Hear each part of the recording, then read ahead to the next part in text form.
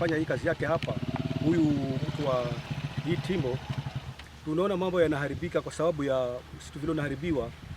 Ukaona kwamba mazingira ndio manini, kwa sababu kilipoa ile bomu yake inabomoa mpaka misitu kule ndani, mawe na toa kule ndani msitu.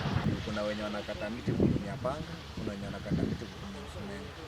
Sasa kule ndani unaenda kusikiza, na huko kama mtu wa Timbo ashatega baruti yake akikiatua, hatusikii chochote, na watu wanakata tu miti. Msitu wa Gandini sasa hivi unaathirika sana kwa sababu ya uchimbaji wa Timbo, na hii ni kwa sababu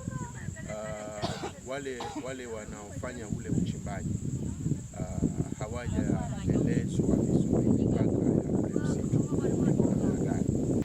Mwezi wa 3 tunaanza mambo ya tambiko, lakini hata mwaka huu hatukufanya kwa sababu ya hiyo misinga yake. Kwa hivyo tunasikitika sana. Tumeomba tukule nje, lakini kwa ndani hatukuingia. Kuna viumbe hai kwa msitu vimehama. Tulikuwa tuna mbega, wamehama kwa sababu ya hizo baruti ambazo zimeingia kwa msitu. Mizizi ya miti yetu mikubwa, miti inakauka kwa sababu ile ikilipuliwa inakata mpaka miti ile mawe. Wamekuja watu wa NEMA. Yeye pia nimeita. Yeye mayone sema ilikuwa ameangalia, alikuwa haijaingia kwake. Watu wa mining amekuja, amesurvey, kila kitu umefanya, umepewa certificate.